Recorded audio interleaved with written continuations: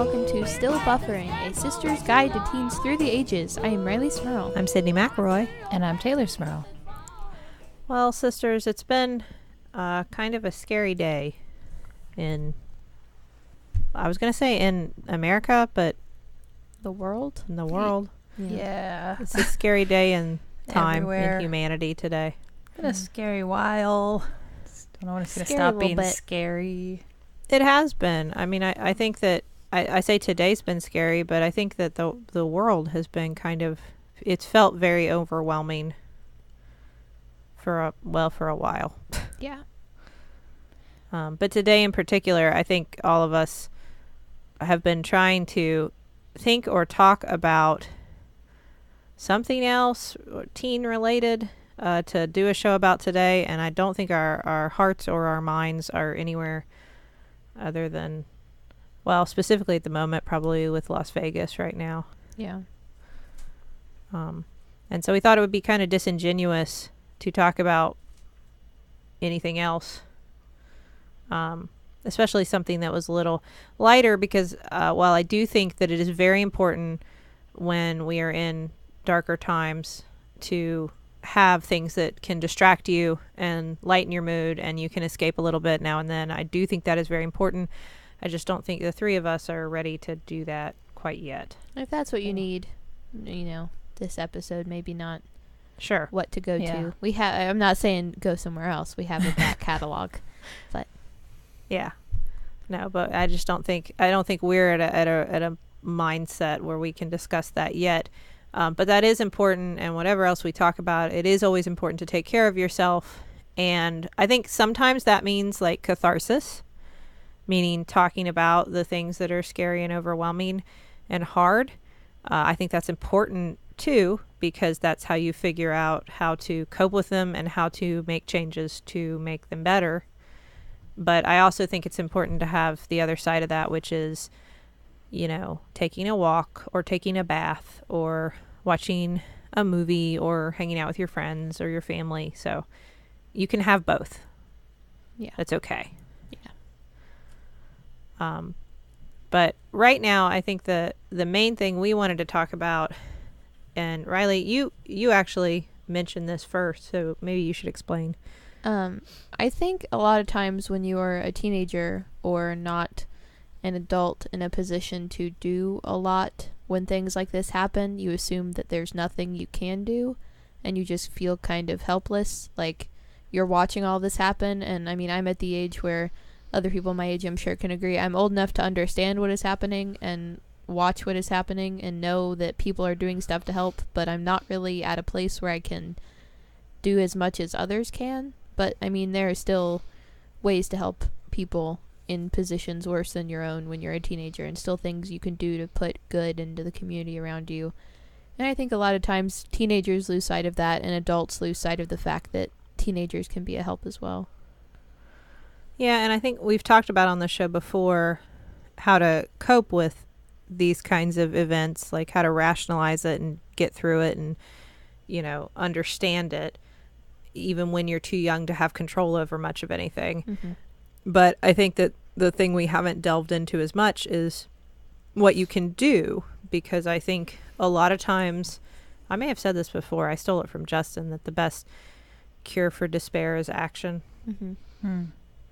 And I really think that that's true, because otherwise you feel just locked in this kind of cycle of fear and sadness and, lack of control. And there are things that you can do in response to tragedies. So For sure.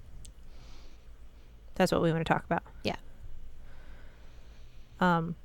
So first of all, as I would say, just kind of going back, and Tay, I don't know if you feel the same way, like into our teenage years, I don't remember feeling like I had the ability to do much in response to big scary things that happen in the world. I don't remember feeling like I was empowered to, if that makes sense.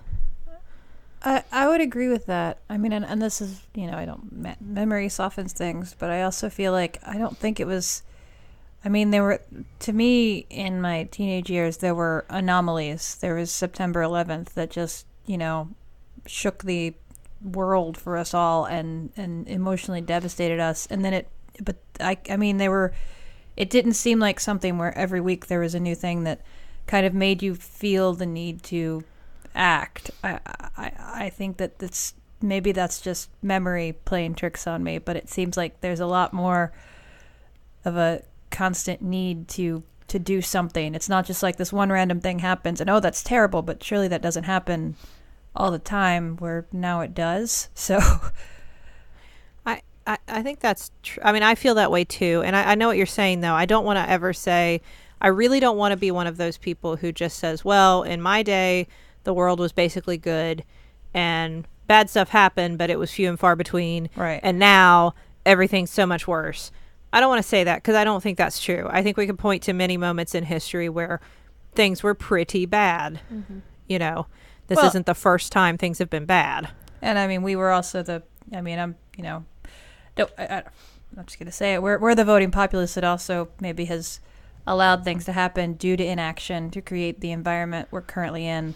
So probably the inaction in my youth is and in my generation's youth is to blame for what's going on now in the world in a certain degree. Sure. And it's also, I don't think you can erase the fact that, and again, I'll just say it, if we look back, like when people call back to, I always hate that, like a kinder, gentler time in American history, that's a complete myth. And I think it's really easy for people who are of our same racial background to say that, because they're just completely disregarding all of the, systemic oppression that has affected people who aren't white in this country since its inception. Mm-hmm. So I always hate that kind of attitude. Like, things used to be so good and now they're bad. But I do know what you're saying, Taylor, in that I feel that like there's constant need for action now. I feel like every day I should be doing something. And I mean, that's probably part and parcel with living in a very media aware age, like a very every things that happen across the country we can know about immediately, and we do. But then that makes us a lot more aware, but it also then opens up a lot more venues for us to help, which I think maybe back in our day there was still plenty of bad stuff going on, but A, we weren't really informed about a lot of it, and B, there weren't maybe quite as easily accessed venues to help directly. Sure. Yeah. I mean, I think the internet is a really easy example of that. Yeah. I almost said when you were talking about before, you said things didn't happen like that when you all were younger. I almost said the same thing, and I feel like I couldn't because I wasn't there. But I think just based on the fact that the worst mass shooting in U.S. history was 16 months ago, and that was the last one, and now here we are, less than a year and a half later. I think it's just things happened and things are still happening, but now it's like, I don't know, I'm growing up in a generation where we don't even talk about things like this that happen in class when they happen. We don't consider them it is an insane national tragedy, but we don't talk about them like this is a once in a lifetime thing that is happening. We need to talk about this and look at what we can do to change things. We just look at it as, well, this is a thing that has happened before, and for some reason have come to the mindset of this is a thing that's going to continue happening and there's nothing we can do about it. Well, I mean, it's not, if you look statistically, it's not surprising you would feel that way when you consider that if we take the definition of mass shootings being, I think 4 people mm-hmm. are killed, I believe is the definition, other than the shooter. That's what just constitutes technically when they say a mass shooting. There are other broader definitions that I've seen used where the number is lower, where they include the shooter or they include the number of people who were shot injured, and not just who died, but there are different definitions. But generally speaking, there's at least a mass shooting a day on average in this country. In most years, it's more than one a day on average. So it's not surprising that you would feel that way. Yeah. Which is also why I think it's okay a lot of people will make the argument that this is not the time to talk about, what do we do? How do we fix this? How do we change things? What do we do about guns? This is not the moment to talk about it. Let's wait until we're further away from the tragedy because it's politicizing it. Well, here's the thing. When do we talk about it? If we're having shootings every day in this country, when do we talk about it? When they're all done. When they're all done. When are the shootings done? They're not. When do we? Yeah. Because the thing is, like, it's not. I saw someone say it's not too early to talk about gun violence. It's too late. It's too late when it's happened again. Like, we've waited too long. I really like what Griffin said actually about it all. He said it doesn't have to be a partisan thing. It's not a politics thing. It's not right or left. It's not like what you believe and what someone else believes. It's common sense and looking at what's been happening and looking at what statistics say we can do to help and what facts say we can do to help and doing those things, or else nothing gets done. Exactly. Yeah, it's I mean, that's the thing. I consider myself a scientist. I like to look for scientific answers to questions. So, the US is an anomaly. We are, when it comes to gun violence, we are exceptional in that regard. Not to use exceptional as a positive word, but as an exception to the rule when it comes to the number of gun related deaths we have among developed nations. So if that's the problem, let's find a scientific solution. And when you look at other developed nations that have fewer guns or stricter gun law, they have fewer gun deaths. Which makes sense. It makes sense, and it's scientifically founded. So that seems like a great place to start with gun legislation. Unfortunately, we can't go much farther than that because there's a lot of research into gun safety and gun violence that we can't perform because there are lobbyists that make sure that those things go against why certain organizations get funding, if I'm not wrong. Yes. No, I mean, you're exactly right. And I mean, I have no problem. You two don't have to call them out. I have no problem saying that the NRA is at fault for this in many ways, not solely. I do not mean that they are solely responsible, but the NRA is hugely at fault because they are funding politicians to vote against the interests of their citizens and to vote in the interest of a lobbying organization. And that's it. I mean, if the National Potato Council was trying to squash all research into potatoes causing cancer, wouldn't you kind of go like, but wait, why are you so worried about that? I'm not going to eat potatoes anymore. It's just like, that's pretty much like, incriminating I wasn't evidence sure where right you were there. going with that analogy. Yeah, it turned out really into good. it. I jumped right into I it. understand. I understand what you're saying. It was a very good analogy. I would like to clarify that as far as I know, potatoes don't cause cancer. I mean, I love potatoes. I'm not. This has nothing to do with it, and not to make light. I'm just saying it's just that ridiculous. It's not anything you really have to search for. I mean, I agree with you. Said I despise what the NRA does, and I do think that it's like, it's not even trying to squash legislation that restricts guns. It's trying to squash information studies. So just to find out what's going on with gun violence in America. Like that seems kind of just showing your hand there. Well, and the thing is, this is not unprecedented.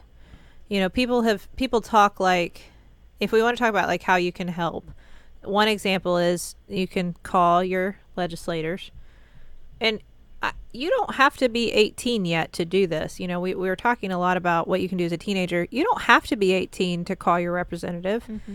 They're going to be they are your representative, and you are going to vote unless you move, I guess, in that district sooner or later. So by the next election in our area, I will be voting. So you can call now. You don't have to wait. It's fine to say, you are a constituent. You are not voting yet, but you will be, and your opinion matters and counts because they're still making decisions that will affect you. So it's fine to call and voice your opinions on those things. And while that seems like, it always seems so daunting with gun control because of the NRA, I saw someone point out, this is a great analogy. it was very daunting with the tobacco industry for a long time. Exactly. To get the truth out there about the link between cigarettes and cancer. That was a lot harder than you think it would be to allow, us to say there is a problem here, and then to eventually hold the tobacco industry responsible for their role in it. That took a really long time, but obviously it's happened because everyone's aware now. Right. There is no one out there, I think, who is still smoking who isn't at least aware of what they may possibly be exposing themselves to. So we can get there. No one is too big. I think a big part of this, being a teenager growing up around it, is you watch all of it happen through media, because that's where we've grown up experiencing pretty much everything. I mean, even things that happen in our hometowns or with our friends, we're experiencing through social media. We're not experiencing in person.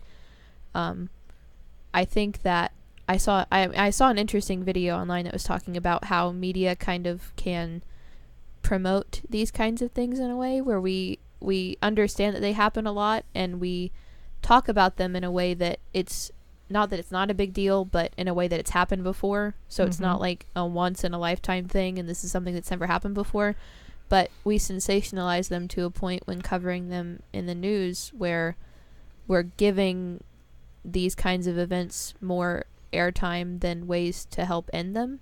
And I saw a really interesting interview with a criminal psychologist talking about, you can't make these things the headlines. You can't give these events 24-hour coverage and give people all the details and all the ways these people did what they did and had access to the weapons they did, because this promotes this kind of thing happening again.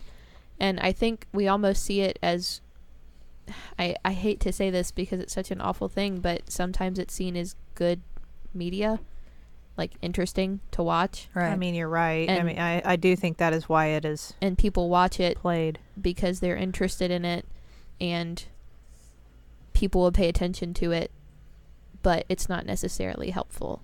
And I think that's a big part of why my generation almost feels helpless in a way, because we're watching it like something that's not even real. Like we're watching it that's something like, it's easy to feel like it's something that didn't even happen when, we're living on the other side of the country. I understand that it did happen. I wasn't personally affected by it, so I could see where someone else who's my age living in our area could say it seems about as real as like a TV show. Do you think do you think that's, I mean, this is a conversation that's been going on for how many decades? Do you think that desensitizes people to it? I think it definitely does. I mean, I think I am sensitive to these issues in a sense where, I mean, I hurt when things like this happen, because even though I'm not personally affected by them, I know there are people that are. I know there is someone out there who is probably my age and who was injured, or who had a friend or a parent or a relative or someone who is hurting deeply because of this. But I've seen it happen so many times. There's the shock value to it has kind of gone away. And I mean, I woke up this morning and my alarm went off on my phone, and I turned my phone over and it was 6 a.m, and I immediately had like 10 news notifications from all my different news sources online talking about what had happened in Las Vegas. And it wasn't even like a moment of like, oh my gosh, this is crazy. I can't believe this happened. It was like, this is terrible. I'm not surprised that something like this has happened. I mean, I can see where you're coming from with that, because I will say, that Justin woke me up with that today, because I slept in a little bit because Charlie let me. And the first thing he said was, have you looked at Twitter yet? And I thought, oh no. I mean, that usually means something bad. Mm-hmm. That usually doesn't mean something good. And when I asked no why, and he told me what had happened, it is different, because I feel like there were times when I was younger when things happened, like, I don't know, like Columbine might be an example, where we were glued to the television just in shock and horror over what we were seeing and the results and what people were going through. I feel like we all lived that moment by moment. there is a difference now in that certainly I looked online and read about it, and I'm aware of what happened, but there is a way of kind of rationalizing it and saying, well, that's what happens here. That's part of being an American citizen, I guess. I mean, if you even look at after something like Columbine, which I wasn't even alive for, I wasn't there to witness it, but there were books written about it, and there were like, it's included in textbooks and it's included in TV specials, and it's like this, it kind of marks the beginning of an era in a sense in American history. But now look at recent tragedies. There aren't as many things that are created about it because there's nothing, I hate to say nothing new, but I mean, it's not, we're hearing the same things over and over again because the same things are happening on a regular basis. Which is hard too. I will say, I will make this note before a lot of people correct us. I do recognize, we were talking about this beforehand, that statistically gun deaths are going down in the United States. We have been in a downward trend for some time.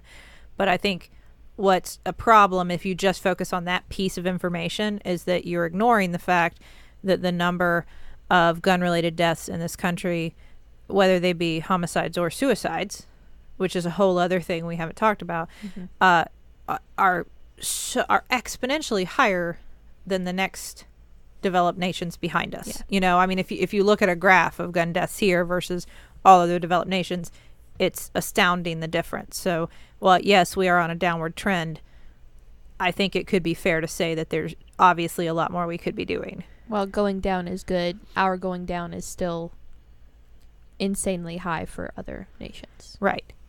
And I don't think I think that is cold comfort to offer to the friends and family of those whose lives are lost in these senseless acts because, well, but don't feel bad because there were 3.5 fewer gun deaths this year than there were last year. Right. I don't see how that's very comforting. Yeah.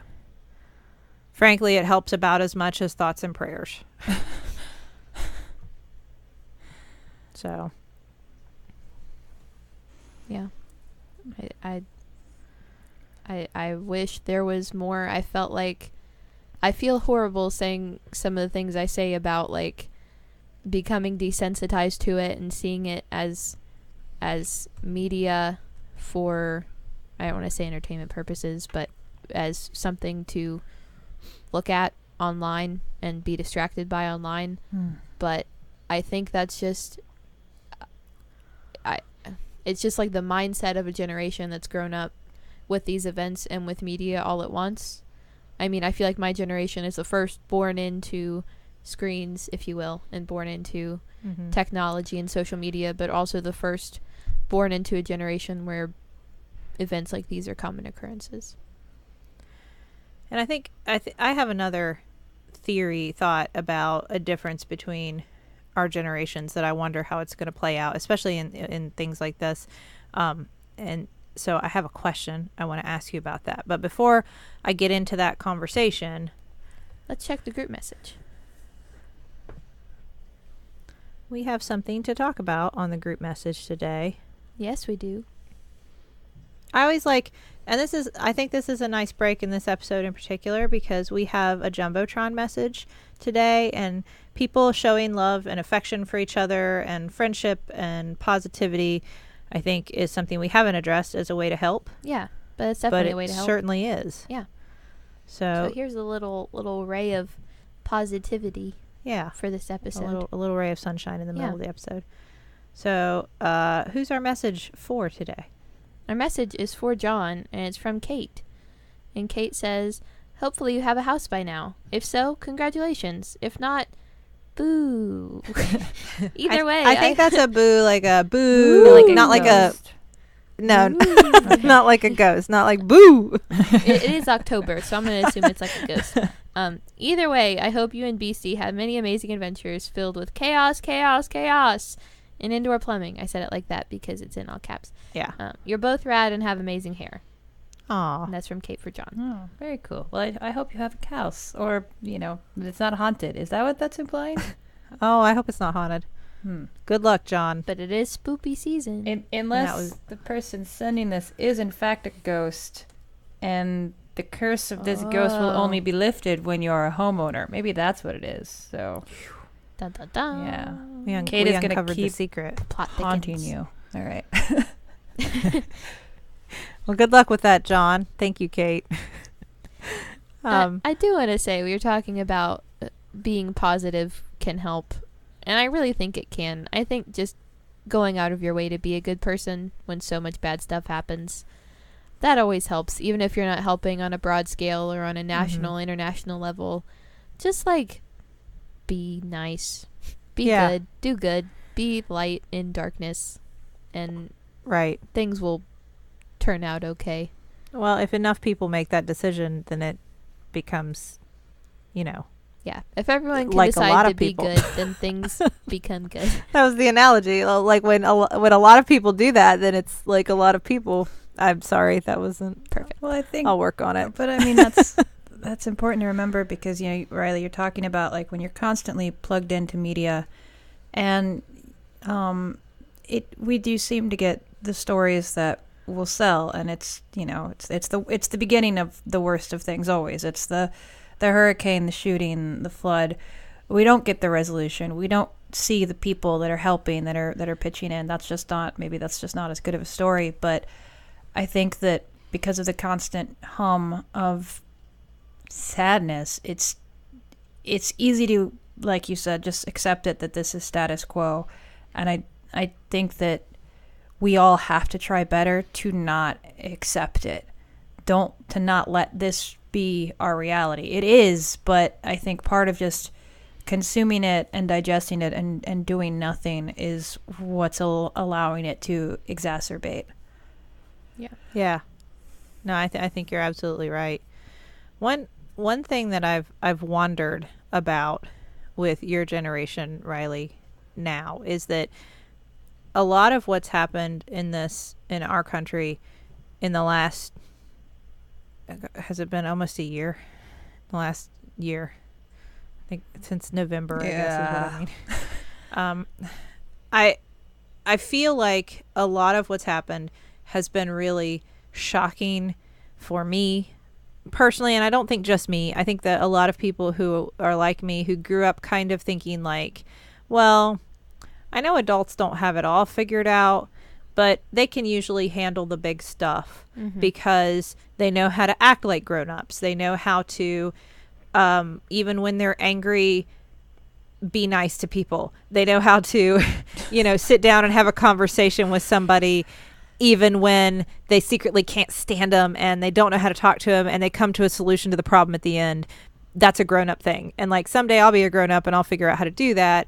But I don't have to worry about it yet because grown-ups have the big stuff in hand. I remember thinking that when I was younger, like, well, the big stuff they'll handle though. I don't have to worry about big tragedies and big disasters because the grown-ups have that stuff. Right.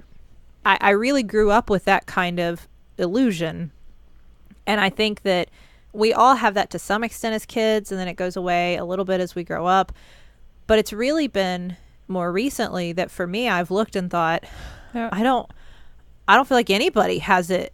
Anybody who's in charge anymore can handle anything. Yeah. I mean, have you had that thought, Taylor? No, I mean, I don't.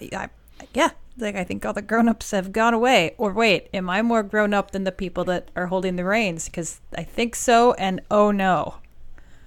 Well, because whatever side of the political spectrum you're on, when you see the president of the United States getting in like flame wars on Twitter, and all of a sudden you're thinking like, well, I mean, I try to be mature enough not to do that. Like, I try really hard never to do that. And like, I would advise Riley as a young person, like, don't get on fights on the internet. It's just not don't do that. Like, it only will end up in pain and suffering. Don't do it.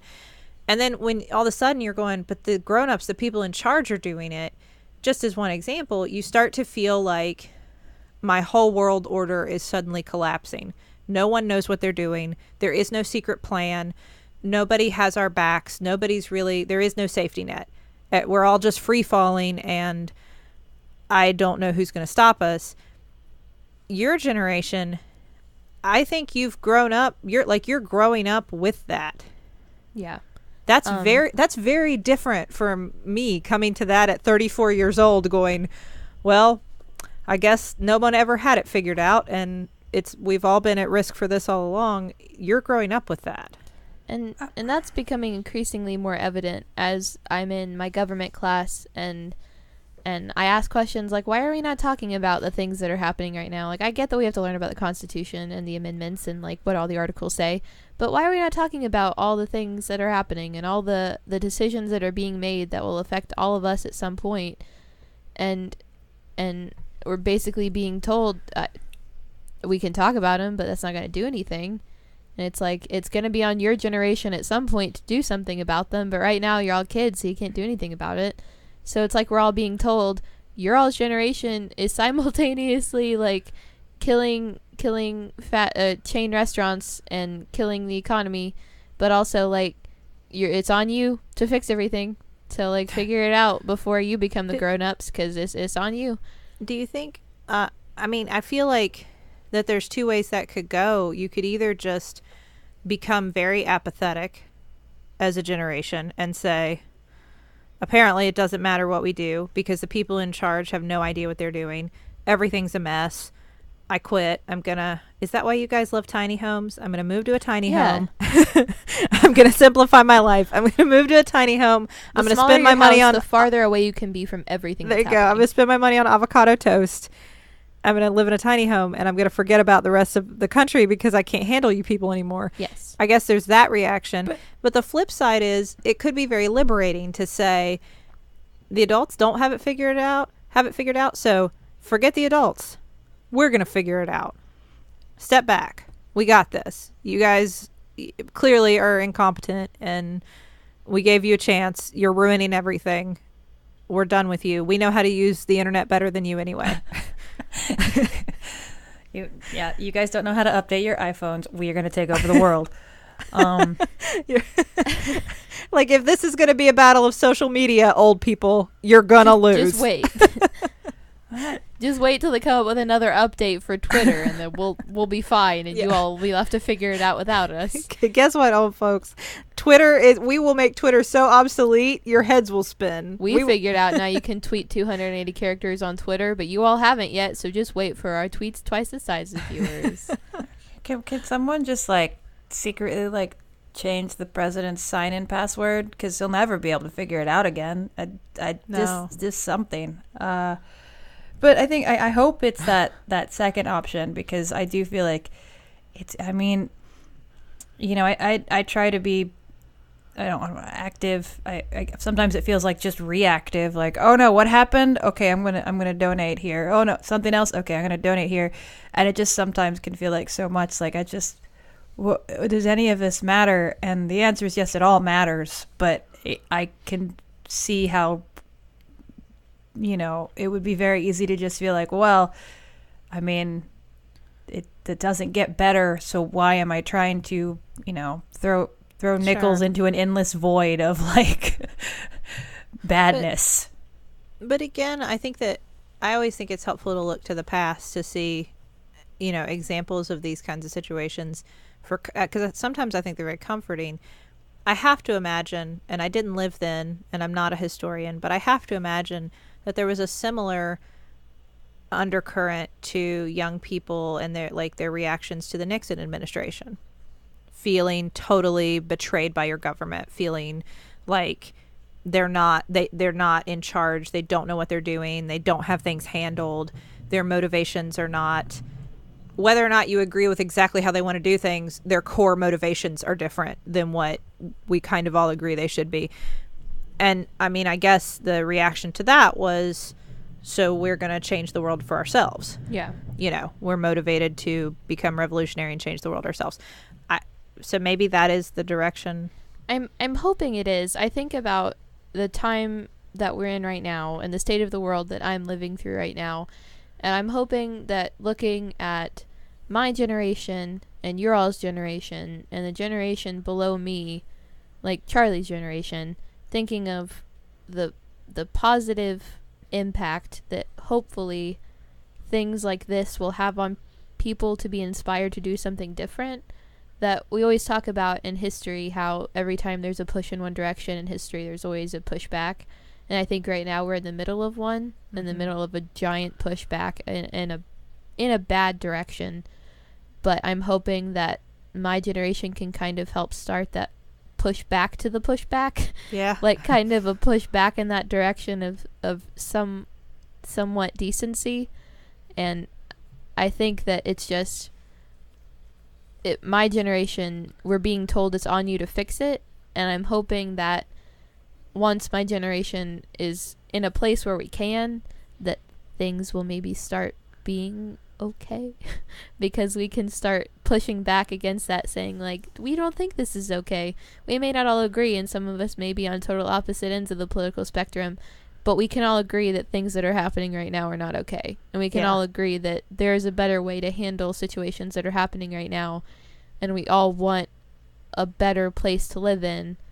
We may want some things different depending on the specifics that we believe in, but we all want a safe world to live in. So with that in mind, we've talked a little bit about some ways you can help. We've talked about calling your representatives, but there are a lot of other things you can do. Because one thing we haven't addressed a lot is that while there are things that involve like legislative changes that you can push for, like, mass shootings and issues related to gun violence. Right. And there are ways that you can push back in response to that if it is something that concerns you. I think that the other thing that has happened recently is not just Hurricane Maria, because I don't want to say natural disasters are new. No, obviously not. Climate change. It is no one's fault that a natural disaster has struck. Mm-hmm. That is part of Nature. Right, and we're definitely not doing anything to the environment that would cause an increase in dangerous weather patterns or anything. Well, that's fair. Okay. Fair point. Well made. Yes, on a grander scale. Just want to say. No, very, very fair point. And I think one thing you could say is that if the number of devastating hurricanes we've seen affecting various parts of the U.S. recently and outside the U.S., frankly, has been upsetting to you, one thing to really take a hard look at is, what am I doing in terms of climate change? Again, are you voicing that is a concern of yours to your legislators? Are you saying, like, I'd like to see the U.S. be more active in combating climate change? Are you thinking about your own carbon footprint? Are you considering how you can reduce your, CO2 emissions? So I think that's an excellent point, Tay. But I think the bigger thing with, especially right now, what we're seeing in Puerto Rico is the response. Right. Absolutely. This is definitely not unprecedented. I think anyone who had to go through Hurricane Katrina could tell you that this is not the first time that the United States government has not responded quickly enough or well enough to a disaster scenario. Well, I mean, he did donate a golf trophy in their honor, so that is... Guys, if they had drinking water, they could put that there, which almost 50% of people don't have right now. Someone please tell me that's an Onion headline. Someone please tell me that's not I think he real. dedicated it to them. We elected an Onion headline into office. Yeah. But I mean, he dedicated it. Yes, it was a dedication. Okay. I don't think he's packing it up and shipping it there. I don't know. No, I mean, He wouldn't who want knows? to give it but away.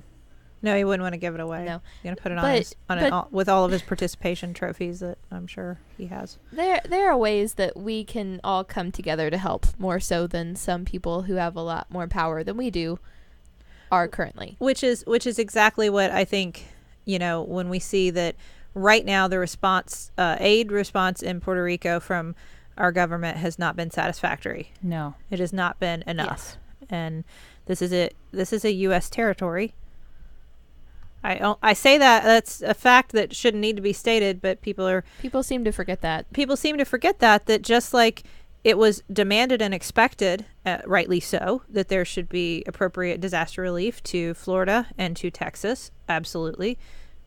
The same to Puerto Rico. Yes. And the other islands in the Caribbean that were affected. by the various hurricanes that have passed through recently, the countries of which they are territories have also responded with disaster relief to those places. So there's nothing out of the ordinary here. Yeah. And the fact that it's an island does not make it that impossible for us to get help to. We have planes and boats. And the fact that it's not connected directly to the United States does not make it any less a part of the United States. No. Like, Hawaii isn't connected to the United States, but we still all like, yeah, that's a state. Puerto Rico is not connected to the United States, but it's still a U.S. territory. Those are U.S. citizens. And the fact is, we've seen amazing things out of people who are on the ground in Puerto Rico, people who were already living there, or people who have already arrived to help in the aid effort. The way that the communities have pulled together and help each other is incredible. But I don't think that it's enough to stand back and yell for our government to do better. I do think you should do that. I think you should constantly be demanding that we do better. Yes. But you should also help yourself. Yeah. Right. As in help. Like others, yourself. You yourself should help others. Yeah. No, not help. I mean, help yourself. Just not right now. Help somebody else. And there are a lot of ways you can do that. I know I have a few organizations. The main one is the Hispanic Federation. They have an Unidos Disaster Relief Fund that you can donate money to very easily, that they will use to give supplies where they are needed, and it goes to help both Puerto Rico and Mexico through both of the hurricanes that affected both of those areas. Yeah. There's also, if you want your help to be more centralized, there's the Save the Children Fund that is helping give children supplies like diapers and sanitary wipes and bassinets to bathe in. And the Direct Relief Fund that's helping this organization supply medical supplies and equipment and medicine to people who don't have access to working medical equipment or the medicines they need. And if you're unsure about where to donate money, but you want to help, Taylor, you mentioned a really great resource that one can check. I use charitynavigator.org often. You can see like how transparent certain charities are with their money, the distribution of of where their money goes between like the people that actually run the company and how much actually hits the ground to help the people in need. So it's a very good kind of very like look into the charity where you're giving your money, and you can make sure you're giving it to the right people. So I would highly recommend that before you donate, to make sure that the money's going where you want it to go. And our friend Lin-Manuel Miranda has been tweeting out constantly great resources and suggestions if you want to provide more help to Puerto Rico and to Mexico. I think he has tweeted out lots of great resources. Yeah. The other thing that we wanted to mention was for those who may be in the Las Vegas area, donating blood is a great, very tangible, direct thing you can do right now. I think there are 6 different locations in Las Vegas that are helping directly to aid victims. But if you're unsure, if you're in an area that can help, the United Blood Services hotline is 1-877-827-4376, and if you call them, they'll let you know places in your area that are accepting blood, that need blood, anywhere close by that you may be able to help out. I know that they've also been tweeting out that in the hotels in that area, they've been looking for trauma counselors. So if there is anyone in that area who is a trauma counselor, you can do a lot of good right now.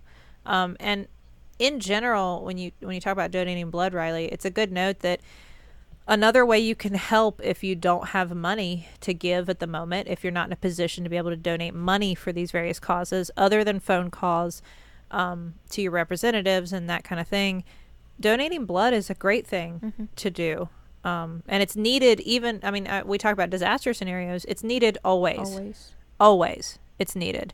So I would encourage everybody who is medically able to do so to donate blood. It is a wonderful thing that you can do, and you're giving somebody maybe the gift of life by donating blood, which, what more can you do than that?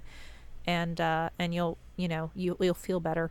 Well, no, initially you'll feel kind of dizzy. But then you'll feel better. But then you'll feel fine. It's okay. You'll still have plenty left. And I will say, social media can be a bad thing sometimes, but if you're not in a position to help directly, just share places that need help. Share places that other people can help. Let people know that there are places you can go to online to donate money. There are people you can call. There are places to go to donate blood. Make sure people know that, because maybe if you're not in a position to help, other people are.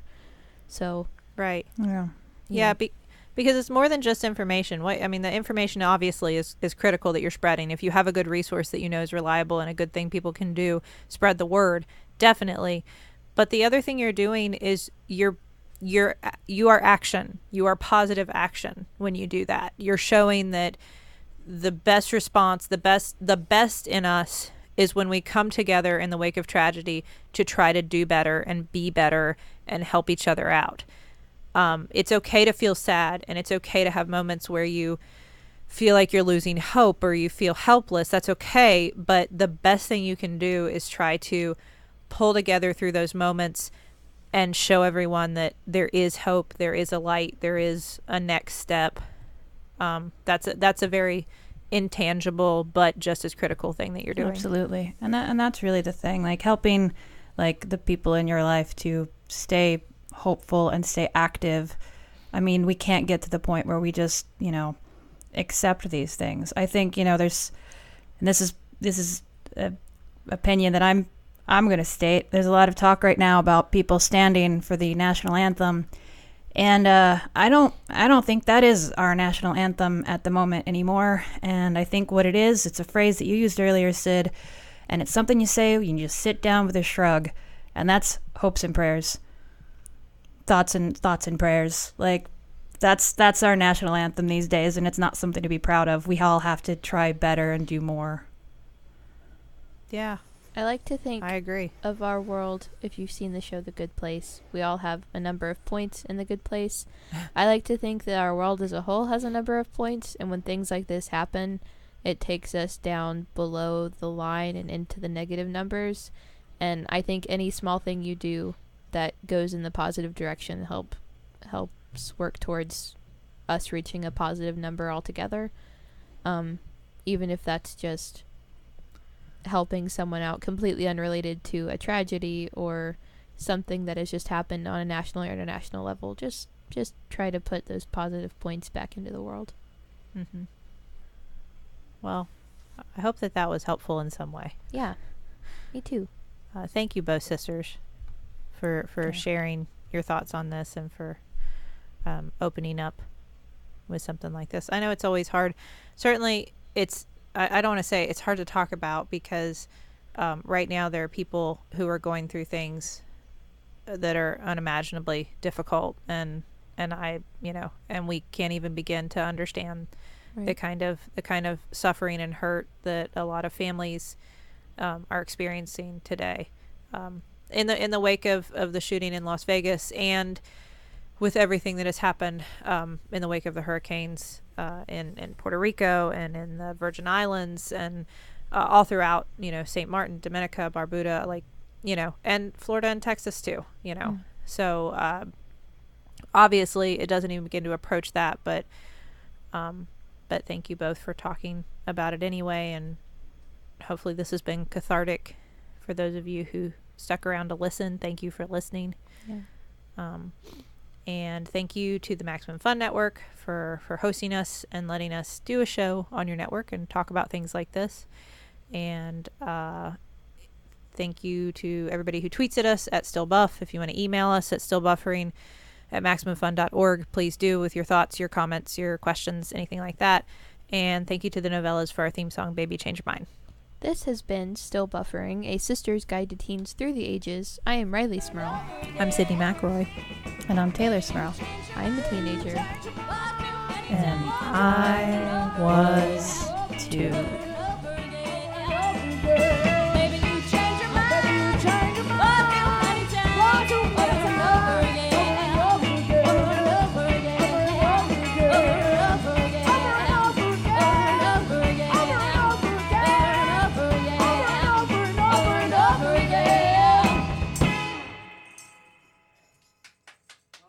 Whoa. How's it going, everyone? I'm Oliver Wang. And I'm Morgan Rhodes. We have a brand new show on the Maximum Fun Network that we'd love to share with you. It's called Heat Rocks. Morgan, we should probably explain what a heat rock is. It is a banger, a fire track, true fire. Right, dope album. Each episode, we will bring on a special guest to join us to talk about one of their heat rocks. It might be a musician, A writer. maybe a scholar. I mean, I would have been happy to just talk to you about your heat rocks, but this is a different show. Yeah, So I think people might enjoy hearing maybe the guests instead. to do that, you'll have to go to MaximumFun.org. So if you want to talk about hot music, you should check us out. Heat rocks. MaximumFun.org. Comedy and culture. Artist owned. Listener supported.